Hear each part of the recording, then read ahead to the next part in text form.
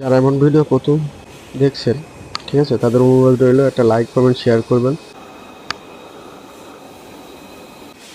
আমি প্রথম দেখলাম যে ফুটবলটা কিভাবে সুন্দরভাবে যে তৈরি করে, অত্যাধুনিকভাবে তারা এই কাজটা করে দক্ষতার সাথে। সেইভাবেই প্রথমে সুতা পেঁচিয়ে এত সুন্দরভাবে করে আমি দেখছি। আর এই যে র্যাপিং করা ফিক্সড করার সময় সেটাও খুবই অত্যাধুনিক মেশিন দিয়ে ফিক্সড করে যেন সেটা মানে টেকসই হয়। তাদের কাজটা হচ্ছে এটা খুবই গুরুত্বপূর্ণ, ইন্টারন্যাশনাল একটা জিনিস, সব জায়গায় এটা চাহিদা আছে, তারা সেইভাবে করছে, অত্যাধুনিক একটা কাজ।